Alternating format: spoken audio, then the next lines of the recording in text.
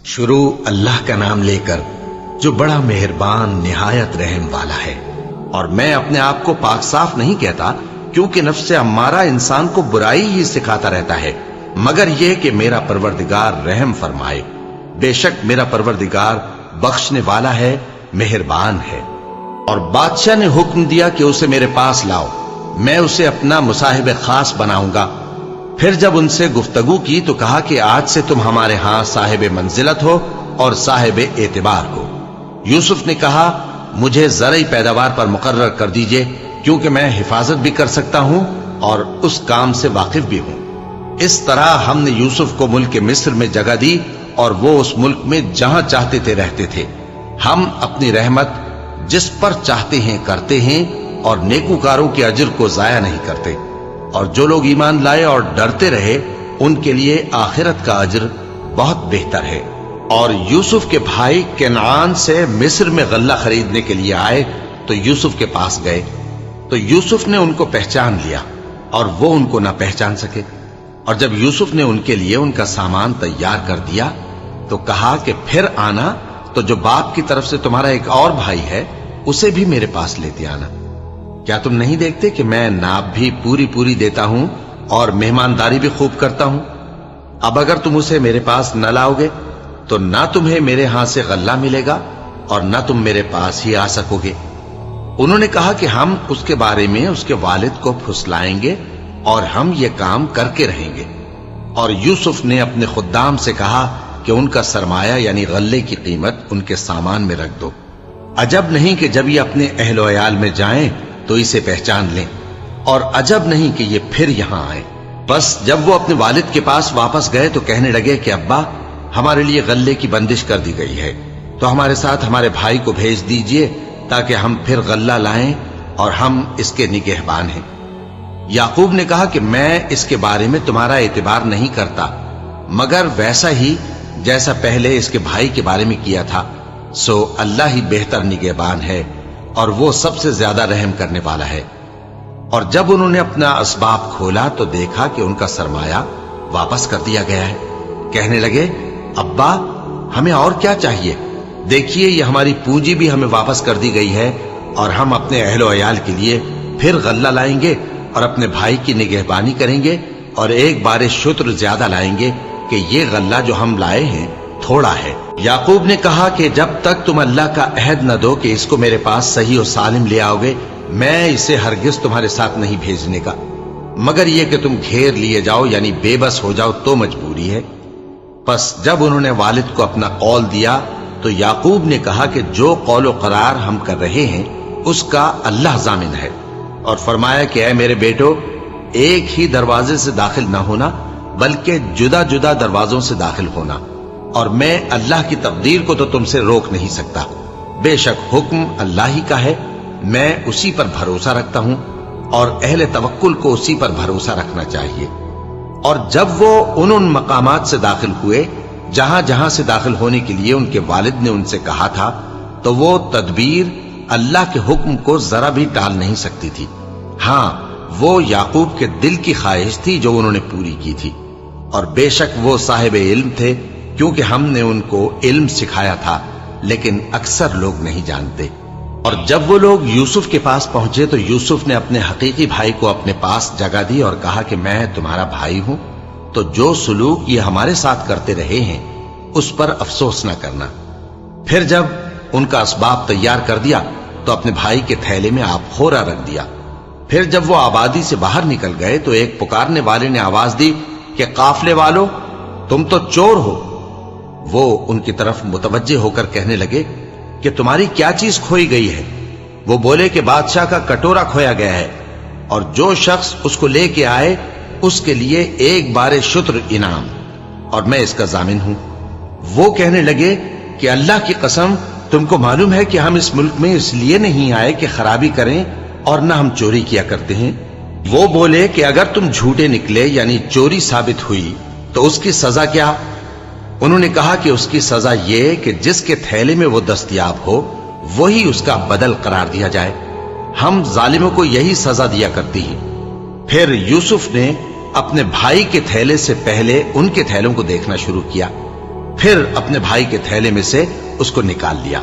इस तरह हमने यूसुफ के लिए तदबीर की, वरना बादशाह के कानून के मुताबिक वो अपने भाई को ले नहीं सकते थे, मगर यह कि अल्लाह चाहे हम जिसके चाहते हैं दर्जे बुलंद करते हैं, और हर इल्म वाले से बढ़कर एक बड़ा इल्म वाला है। बिरादरान यूसुफ ने कहा कि अगर इसने चोरी की हो तो कुछ अजब नहीं कि इसके एक भाई ने भी पहले चोरी की थी, मगर यूसुफ ने उस बात को अपने दिल में मख्फी रखा और उन पर जाहिर न होने दिया, यानी ज़ेरे लब कहा कि तुम बड़े बुरे हो और जो तुम बयान करते हो अल्लाह उसे खूब जानता है। वो कहने लगे कि ए अजीज, इसके वालिद बहुत बूढ़े हैं और इससे बहुत मोहब्बत रखते हैं, तो इसको छोड़ दीजिए और इसकी जगह हम में से किसी को रख लीजिए। हम देखते हैं कि आप एहसान करने वाले हैं। यूसुफ ने कहा कि अल्लाह पनाह में रखे कि जिस शख्स के पास हमने अपनी चीज पाई है उसके सिवा किसी और को पकड़ लें। ऐसा करें तो हम बड़े बेइंसाफ हैं। आखिर जब वो उससे नाउम्मीद हो गए तो अलग होकर सलाह करने लगे। सबसे बड़े ने कहा, क्या तुम नहीं जानते कि तुम्हारे वालिद ने तुमसे अल्लाह का अहद लिया है और इससे पहले भी तुम यूसुफ के बारे में कसूर कर चुके हो? तो जब तक वालिद साहब मुझे इजाजत न दें मैं तो इस जगह से हिलने का नहीं, या अल्लाह मेरे लिए कोई फैसला करे और वो सबसे बेहतर फैसला करने वाला है।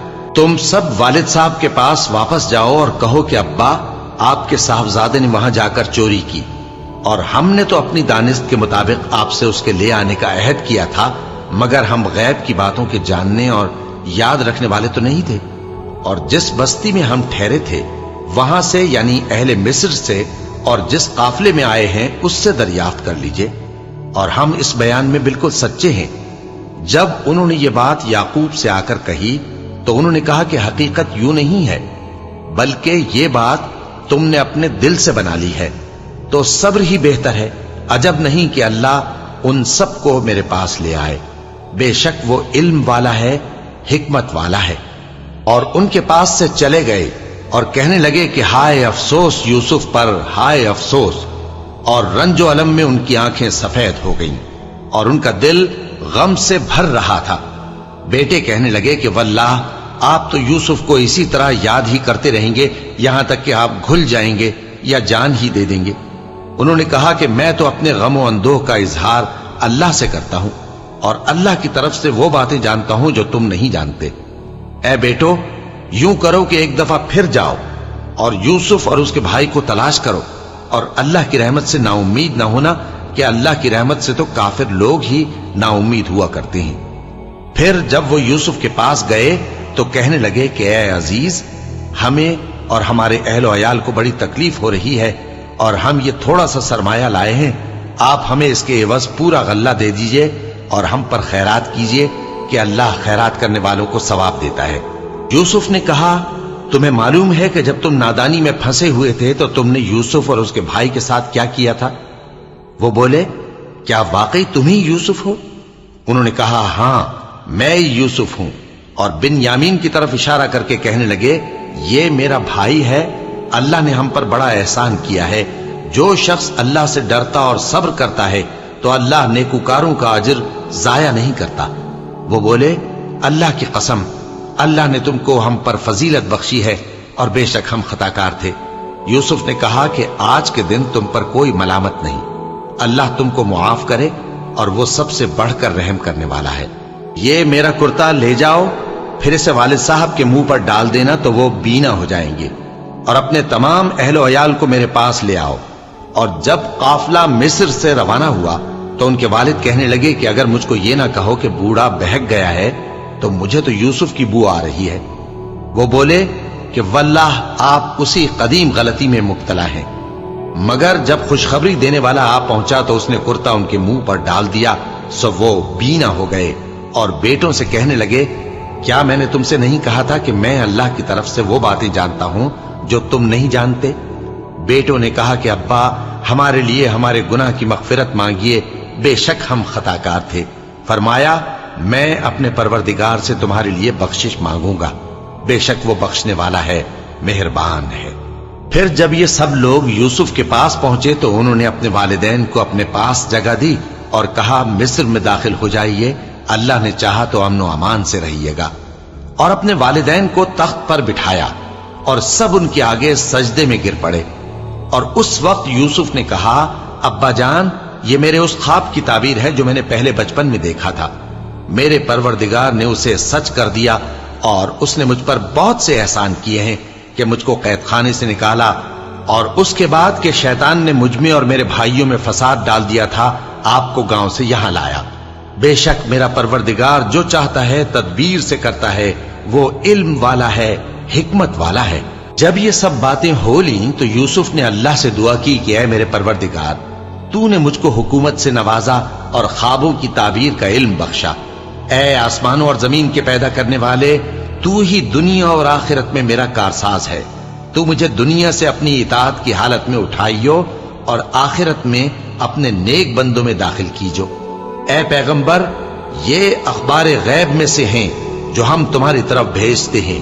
اور جب برادران یوسف نے اپنی بات پر اتفاق کیا تھا اور وہ فریب کر رہے تھے تو تم ان کے پاس تو نہ تھے، اور بہت سے آدمی گو تم کتنی خواہش کرو ایمان لانے والے نہیں ہیں، اور تم ان سے اس خیر خواہی کا کچھ صلہ بھی تو نہیں مانگتے۔ یہ قرآن اور کچھ نہیں تمام جہانوں کے لیے نصیحت ہے، اور آسمان و زمین میں بہت سی نشانیاں ہیں جن پر سے یہ گزرتے ہیں اور ان کو نظر انداز کر دیتے ہیں، اور یہ اکثر اللہ پر ایمان نہیں رکھتے مگر اس کے ساتھ شرک بھی کرتے ہیں۔ تو کیا یہ اس بات سے بے خوف ہیں کہ ان پر اللہ کا عذاب نازل ہو کر ان کو ڈھانپ لے، یا ان پر ناگہاں قیامت آ جائے اور انہیں خبر بھی نہ ہو؟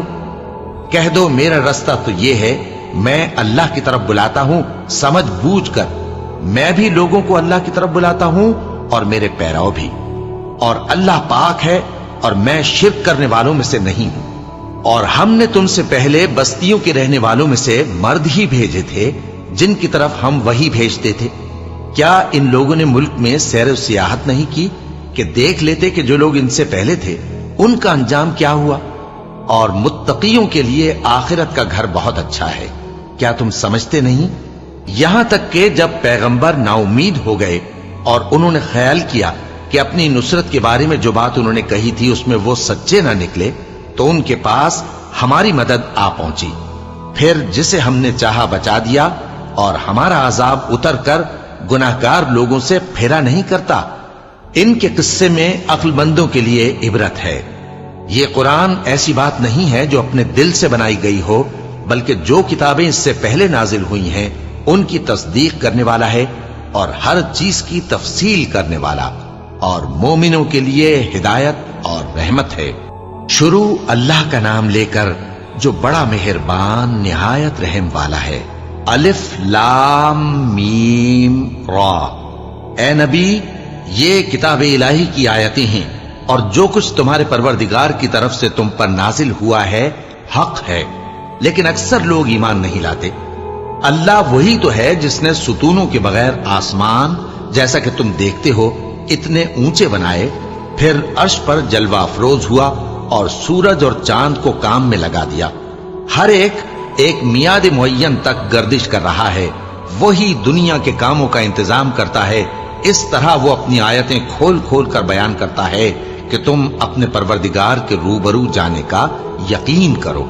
اور وہی ہے جس نے زمین کو پھیلایا اور اس میں پہاڑ اور دریا پیدا کیے اور ہر طرح کے میووں کی دو دو قسمیں بنائیں۔ وہی رات کو دن کا لباس پہناتا ہے۔ غور کرنے والوں کے لیے اس میں بہت سی نشانیاں ہیں۔ اور زمین میں کئی طرح کے قطعات ہیں ایک دوسرے سے ملے ہوئے، اور انگور کے باغ اور کھیتی اور کھجور کے درخت۔ بعض کی بہت سی شاخیں ہیں اور بعض کی اتنی نہیں ہوتی، باوجود کہ پانی سب کو ایک ہی ملتا ہے۔ اور ہم بعض میووں کو بعض پر لذت میں فضیلت دیتی ہیں، اور اس میں سمجھنے والوں کے لیے بہت سی نشانیاں ہیں۔ اگر تم عجیب بات سننی چاہو تو کافروں کا یہ کہنا عجیب ہے کہ جب ہم مر کر مٹی ہو جائیں گے تو کیا اثر نو پیدا ہوں گے؟ یہی لوگ ہیں جو اپنے پروردگار سے منکر ہوئے ہیں، اور یہی ہیں جن کی گردنوں میں طوق ہوں گے، اور یہی اہل دوزخ ہیں کہ ہمیشہ اس میں جلتے رہیں گے۔ اور یہ لوگ بھلائی سے پہلے تم سے برائی جلدی سے مانگتے ہیں، یعنی طالب عذاب ہیں، حالانکہ ان سے پہلے عذاب واقع ہو چکے ہیں۔ اور تمہارا پروردگار لوگوں کو باوجود ان کی بے انصافیوں کے मुआफ करने वाला है, और बेशक तुम्हारा परवरदिगार सख्त अजाब देने वाला है। और काफिर लोग कहते हैं कि इस पैगंबर पर इसके परवरदिगार की तरफ से कोई निशानी क्यों नाजिल नहीं हुई। ए नबी, तुम तो सिर्फ खबरदार करने वाले हो और हर एक कौम के लिए रहनुमा हुआ करता है।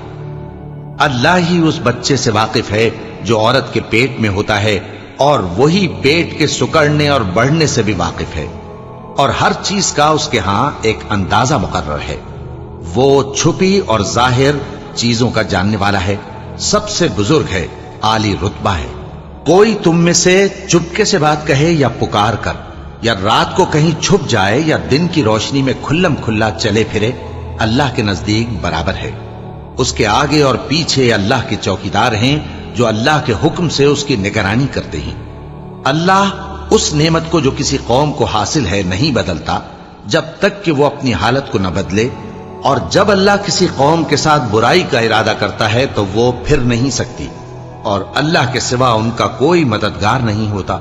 वही तो है जो तुमको डराने और उम्मीद दिलाने के लिए बिजली दिखाता और भारी भारी बादल पैदा करता है, और राद और फरिश्ते सब उसके खौफ से उसकी तस्बीह और तहमीद करते रहते हैं। और वही बिजलियां भेजता है, फिर जिस पर चाहता है गिरा भी देता है, जबकि वो अल्लाह के बारे में झगड़ते हैं, और वो बड़ी कुव्वत वाला है। काम का पुकारना तो उसी का है, और जिनको ये लोग उसके सिवा पुकारते हैं वो उनकी पुकार को किसी तरह कबूल नहीं करते, मगर उस शख्स की तरह जो अपने दोनों हाथ पानी की तरफ फैला दे ताकि दूर ही से उसके मुंह तक आ पहुंचे, हालांकि वो उस तक कभी भी नहीं आ सकता। और इसी तरह काफिरों की पुकार बेकार है। और जितनी मखलूकात आसमानों और जमीन में है, खुशी से या नाखुशी से अल्लाह के आगे सजदा करती है, और उनके साए भी सुबह शाम सजदे करते हैं। इनसे पूछो कि आसमानों और जमीन का परवरदिगार कौन है, तुम ही कह दो कि अल्लाह। इनसे कहो कि क्या तुमने अल्लाह को छोड़कर ऐसे लोगों को कारसाज बनाया है जो खुद अपने नफा और नुकसान का भी इख्तियार नहीं रखते। कहो, क्या अंधा और आंखों वाला बराबर हैं, या अंधेरा और उजाला बराबर हो सकता है? भला इन लोगों ने जिनको अल्लाह का शरीक मुकर्रर किया है, क्या उन्होंने अल्लाह किसी मखलूकात पैदा की है जिसके सबब उनके लिए मखलूकात मुश्तबा हो गई है? कह दो कि अल्लाह ही हर चीज का पैदा करने वाला है, और वो यकता है, बड़ा जबरदस्त है। उसी ने आसमान से मे बरसाया, फिर उससे अपने अपने अंदाजे के मुताबिक नाले बह निकले, फिर पानी पर फूला हुआ झाग आ गया। और जिस चीज को जेवर या कोई और सामान बनाने के लिए आग में तपाते हैं, उसमें भी ऐसा ही झाग होता है। इस तरह अल्लाह हक व बातिल की मिसाल बयान फरमाता है। सो झाग तो सूख कर जायल हो जाता है, और पानी जो लोगों को फायदा पहुंचाता है वो जमीन में ठहरा रहता है। इस तरह अल्लाह सही और गलत की मिसालें बयान फरमाता है ताकि तुम समझो। जिन लोगों ने अल्लाह के हुक्म को कबूल किया उनकी हालत बहुत बेहतर होगी, और जिन्होंने उसको कबूल न किया, अगर रूए जमीन के सब खजाने उनके इख्तियार में हों तो वो सब के सब और उनके साथ उतने ही और नजात के बदले में सर्फ कर डालें, मगर नजात कहां?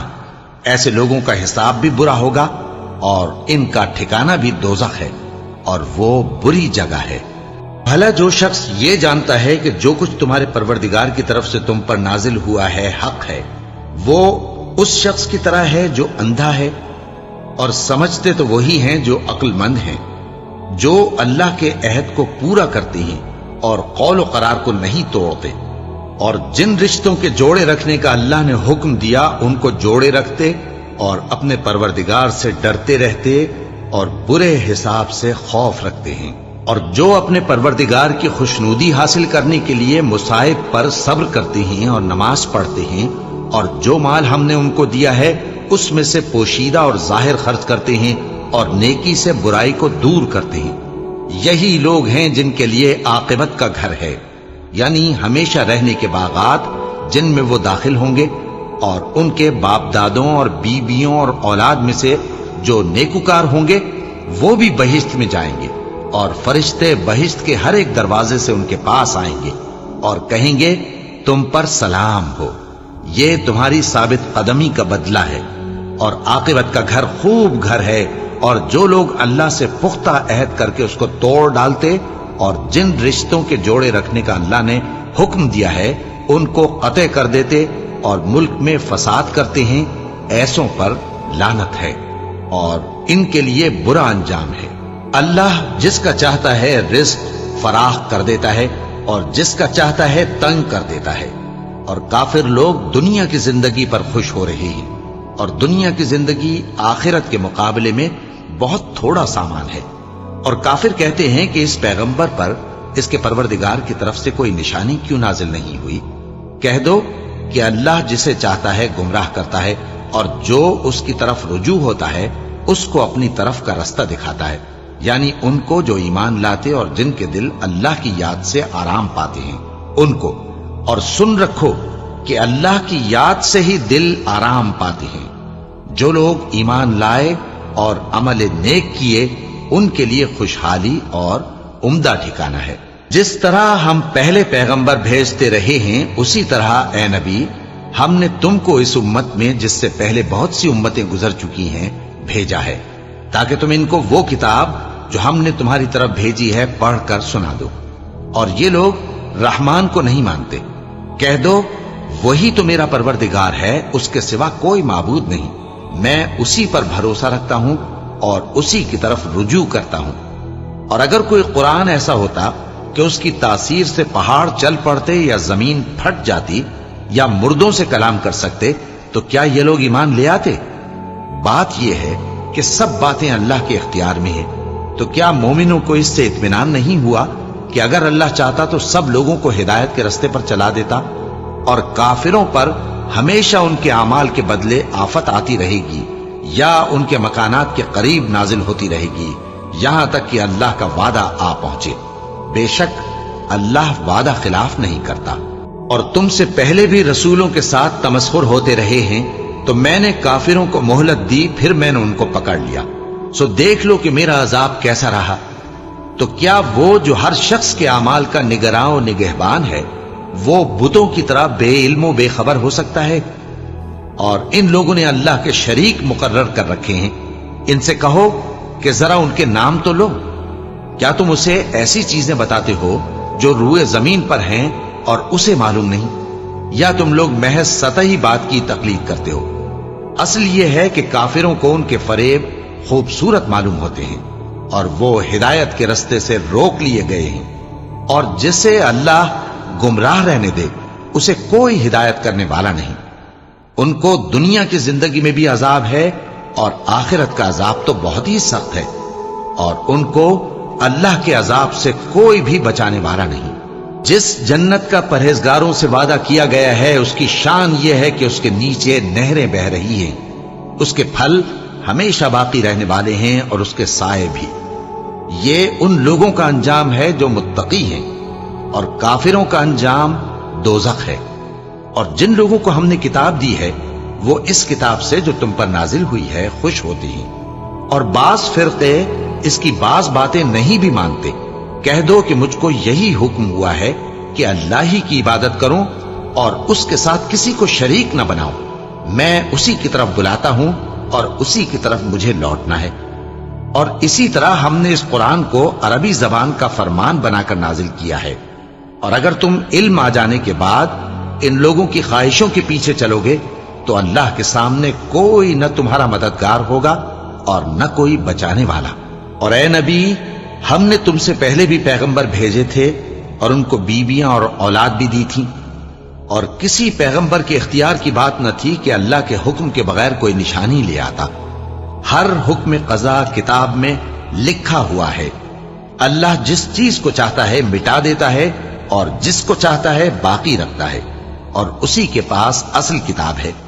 اور اگر ہم کوئی عذاب جس کا ان لوگوں سے وعدہ کرتے ہیں تمہیں دکھائیں، یعنی تمہارے روبرو ان پر نازل کریں، یا تمہاری مدت حیات پوری کر دیں، یعنی تمہارے انتقال کے بعد عذاب بھیجیں، تو تمہارا کام ہمارے احکام کا پہنچا دینا ہے اور ہمارا کام حساب لینا ہے۔ کیا انہوں نے نہیں دیکھا کہ ہم زمین کو اس کے کناروں سے گھٹاتے چلے آ رہے ہیں؟ اور اللہ جیسا چاہتا ہے حکم کرتا ہے، کوئی اس کے حکم کا رد کرنے والا نہیں، اور وہ جلد حساب لینے والا ہے۔ جو لوگ ان سے پہلے تھے وہ بھی بہتیری تدبیریں کرتے رہے ہیں، سو تدبیر تو سب اللہ ہی کی ہوتی ہے۔ ہر شخص جو کچھ کر رہا ہے اللہ اسے جانتا ہے، اور کافر جلد معلوم کر لیں گے کہ آخرت میں اچھا انجام کس کے لیے ہوتا ہے۔ اور کافر لوگ کہتے ہیں کہ تم پیغمبر نہیں ہو، کہہ دو کہ میرے اور تمہارے درمیان اللہ اور وہ شخص جس کے پاس کتاب آسمانی کا علم ہے بطور گواہ کافی ہے۔ شروع اللہ کا نام لے کر جو بڑا مہربان نہایت رحم والا ہے۔ الف لام را، یہ ایک پر نور کتاب ہے، اس کو ہم نے تم پر اس لیے نازل کیا ہے کہ تم لوگوں کو اندھیروں سے نکال کر روشنی کی طرف لے جاؤ، یعنی ان کے پروردگار کے حکم سے عزت والے خوبیوں والے مالک کے راستے کی طرف، یعنی اس اللہ کے راستے کی طرف کہ جو کچھ آسمانوں اور زمین میں ہے سب اسی کا ہے۔ اور ان کافروں کے لیے عذاب شدید کی وجہ سے تباہی اور بربادی مقدر ہے، جو آخرت کے مقابلے میں دنیاوی زندگی کو پسند کرتے اور لوگوں کو اللہ کے راستے سے روکتے اور اس میں کجی چاہتے ہیں۔ یہ لوگ بڑے دور کی گمراہی میں ہیں، اور ہم نے کوئی پیغمبر نہیں بھیجا مگر وہ اپنی قوم کی زبان بولتا تھا تاکہ انہیں احکام الہی کھول کھول کر بتا دے۔ پھر اللہ جسے چاہتا ہے گمراہ رہنے دیتا ہے اور جسے چاہتا ہے ہدایت دیتا ہے، اور وہ غالب ہے، حکمت والا ہے۔ اور ہم نے موسیٰ کو اپنی نشانیاں دے کر بھیجا کہ اپنی قوم کو تاریکیوں سے نکال کر روشنی میں لے جاؤ اور ان کو اللہ کے دن یاد دلاؤ، اور اس میں ان لوگوں کے لیے جو صابر و شاکر ہیں نشانیاں ہیں۔ اور جب موسیٰ نے اپنی قوم سے کہا کہ اللہ نے جو تم پر مہربانیاں کی ہیں ان کو یاد کرو، جبکہ اس نے تم کو فرعون کی قوم سے رہائی بخشی، وہ لوگ تمہیں برے برے عذاب دیتے تھے اور تمہارے بیٹوں کو مار ڈالتے تھے اور تمہاری لڑکیوں کو زندہ رہنے دیتے تھے، اور اس میں تمہارے پروردگار کی طرف سے بڑی آزمائش تھی۔ اور جب تمہارے پروردگار نے تم کو آگاہ کیا کہ اگر شکر کرو گے تو میں تمہیں زیادہ دوں گا، اور اگر ناشکری کرو گے تو یاد رکھو کہ میرا عذاب بھی سخت ہے۔ اور موسیٰ نے صاف صاف کہہ دیا کہ اگر تم اور جتنے اور لوگ زمین میں ہیں سب کے سب ناشکری کرو تو بھی اللہ بے نیاز ہے، قابل تعریف ہے۔ بھلا تم کو ان لوگوں کے حالات کی خبر نہیں پہنچی جو تم سے پہلے تھے، یعنی نوح اور عاد اور سمود کی قوم اور جو ان کے بعد تھے، جن کا علم اللہ کے سوا کسی کو نہیں۔ جب ان کے پاس ان کے پیغمبر نشانیاں لے کر آئے تو انہوں نے اپنے ہاتھ ان کے منہوں پر رکھ دیے کہ خاموش رہو، اور کہنے لگے کہ ہم تو تمہاری رسالت کو تسلیم نہیں کرتے، اور جس چیز کی طرف تم ہمیں بلاتے ہو ہم کو اس میں بھاری شک ہے۔ ان کے پیغمبروں نے کہا کیا تم کو اللہ کے بارے میں شک ہے جو آسمانوں اور زمین کا پیدا کرنے والا ہے؟ وہ تمہیں اس لیے بلاتا ہے کہ تمہارے گناہ بخشے اور ایک مدت مقرر تک تم کو مہلت دے۔ وہ بولے کہ تم تو ہمارے ہی جیسے آدمی ہو، تمہارا یہ منشا ہے کہ جن چیزوں کو ہمارے بڑے پوجتے رہے ہیں ان کے پوجنے سے تم ہمیں روک دو، تو اچھا کوئی کھلی دلیل لاؤ، یعنی معجزہ دکھاؤ۔ پیغمبروں نے ان سے کہا کہ ہاں ہم تمہارے ہی جیسے آدمی ہیں، لیکن اللہ اپنے بندوں میں سے جس پر چاہتا ہے نبوت کا احسان کرتا ہے، اور ہمارے اختیار کی بات نہیں کہ ہم اللہ کے حکم کے بغیر تم کو تمہاری فرمائش کے مطابق معجزہ دکھائیں، اور اللہ ہی پر مومنوں کو تو بھروسہ رکھنا چاہیے۔ اور ہم کیوں اللہ پر بھروسہ نہ رکھیں حالانکہ اس نے ہم کو ہمارے دین کے سیدھے رستے بتائے ہیں، اور جو تکلیفیں تم ہم کو دیتے ہو اس پر ہم صبر کریں گے، اور اہل توکل کو تو اللہ ہی پر بھروسہ رکھنا چاہیے۔ اور جو کافر تھے انہوں نے اپنے پیغمبروں سے کہا کہ یا تو ہم تم کو اپنے ملک سے باہر نکال دیں گے یا تم ہمارے مذہب میں واپس آ جاؤ۔ بس ان کے پروردگار نے ان کی طرف وحی بھیجی کہ ہم ظالموں کو ہلاک کر دیں گے اور ان کے بعد تم کو اس زمین میں آباد کر دیں گے۔ یہ اس شخص کے لیے ہے جو قیامت کے روز میرے سامنے کھڑے ہونے سے ڈرے اور میرے عذاب سے خوف کرے۔ اور پیغمبروں نے اللہ سے فتح چاہی اور ہر سرکش ضدی نامراد رہ گیا۔ اس کے پیچھے دوزخ ہے اور اسے پیپ والا پانی پلایا جائے گا، وہ اس کو گھونٹ گھونٹ کر کے پیے گا اور گلے سے نہیں اتار سکے گا، اور ہر طرف سے اسے موت آ رہی ہوگی مگر وہ مرنے میں نہیں آئے گا اور اس کے بعد سخت عذاب ہوگا۔ جن لوگوں نے اپنے پروردگار سے کفر کیا ان کے اعمال کی مثال راکھ کی سی ہے کہ آندھی کے دن اس پر زور کی ہوا چلے جو اسے اڑا لے جائے۔ اسی طرح جو کام وہ کرتے رہے ان پر ان کو کچھ قابو نہ ہوگا۔ یہی تو پرلے سرے کی گمراہی ہے۔ کیا تم نے نہیں دیکھا کہ اللہ نے آسمانوں اور زمین کو تدبیر سے پیدا کیا ہے؟ اگر وہ چاہے تو تم کو نابود کر دے اور تمہاری جگہ نئی مخلوق پیدا کر دے، اور یہ اللہ کو کچھ بھی مشکل نہیں۔ اور قیامت کے دن سب لوگ اللہ کے سامنے کھڑے ہوں گے تو غریب پیروکار بڑے بن بیٹھنے والوں سے کہیں گے کہ ہم تو تمہارے پیرو تھے، کیا تم اللہ کا کچھ عذاب ہم پر سے دفع کر سکتے ہو؟ وہ کہیں گے کہ اگر اللہ ہم کو ہدایت کرتا تو ہم تم کو ہدایت کرتے۔ اب ہم گھبراہٹ ظاہر کریں یا صبر کریں ہمارے حق میں برابر ہے، کوئی جگہ رہائی کی ہمارے لیے نہیں ہے۔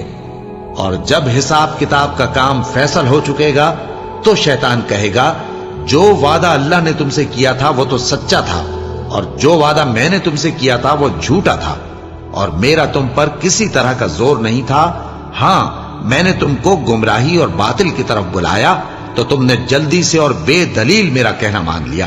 تو آج مجھے ملامت نہ کرو، اپنے آپ ہی کو ملامت کرو۔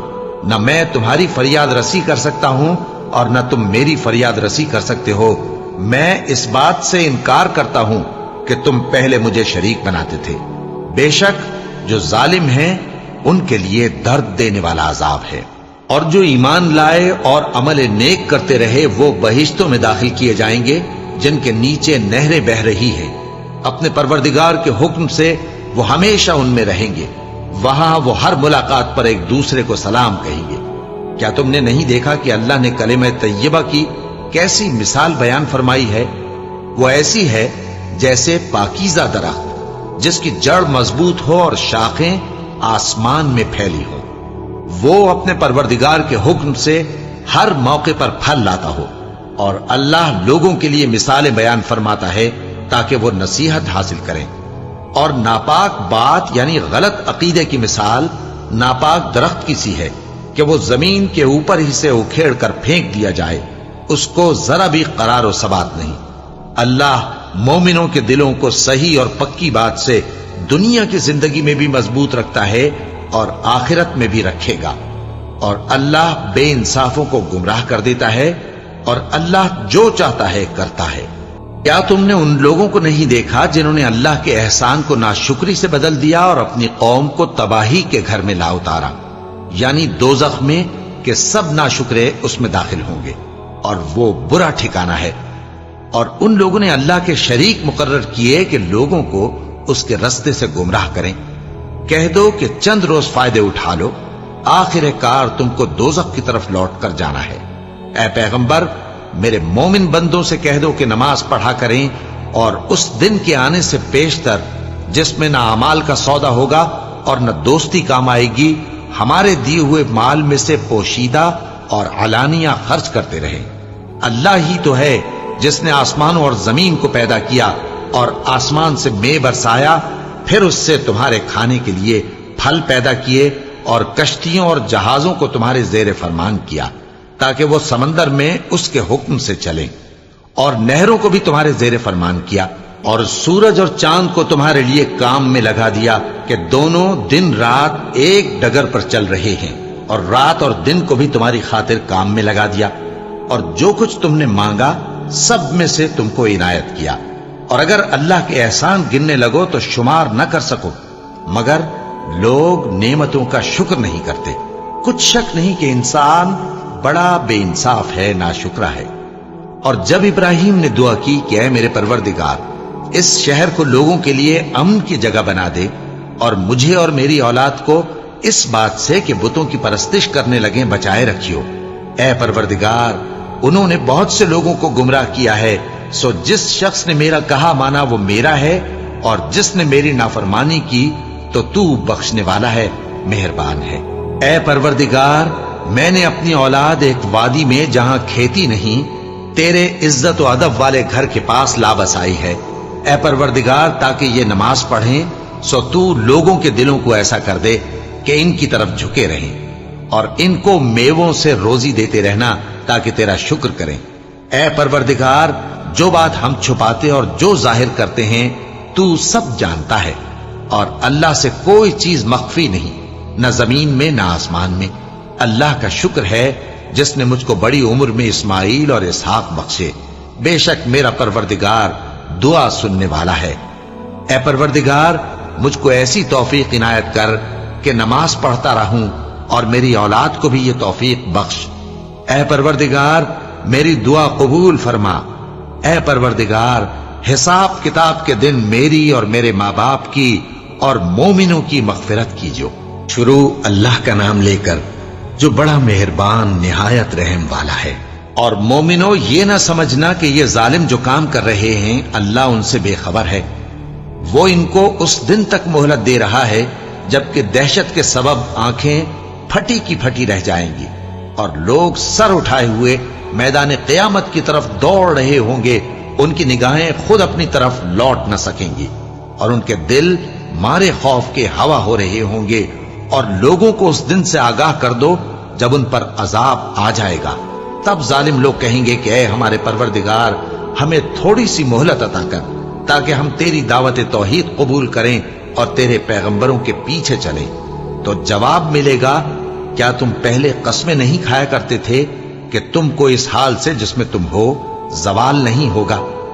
اور جو لوگ اپنے آپ پر ظلم کرتے تھے تم ان کے مکانوں میں رہتے تھے، اور تم پر ظاہر ہو چکا تھا کہ ہم نے ان لوگوں کے ساتھ کس طرح کا معاملہ کیا تھا، اور تمہارے سمجھانے کے لیے مثالیں بیان کر دی تھی۔ اور انہوں نے بڑی بڑی تدبیریں کی، اور ان کی سب تدبیریں اللہ کے ہاں لکھی ہوئی ہیں۔ گو وہ تدبیریں ایسی غضب کی تھیں کہ ان سے پہاڑ بھی ٹل جائیں۔ تو ایسا خیال نہ کرنا کہ اللہ نے جو اپنے پیغمبروں سے وعدہ کیا ہے وہ اس کے خلاف کرے گا۔ بے شک اللہ زبردست ہے، بدلہ لینے والا ہے۔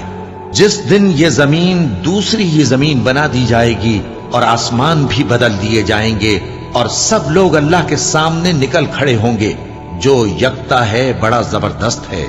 اور اس دن تم گناہگاروں کو دیکھو گے کہ زنجیروں میں جکڑے ہوئے ہیں، ان کے کرتے تارکول کے ہوں گے، اور ان کے چہروں کو آگ لپٹ رہی ہوگی، یہ اس لیے کہ اللہ ہر شخص کو اس کے اعمال کا بدلہ دے۔ بے شک اللہ جلد حساب لینے والا ہے۔ یہ قرآن لوگوں کے نام اللہ کا پیغام ہے تاکہ ان کو اس سے ڈرایا جائے، اور تاکہ وہ جان لیں کہ وہی اکیلا معبود ہے، اور تاکہ اہل عقل نصیحت حاصل کریں۔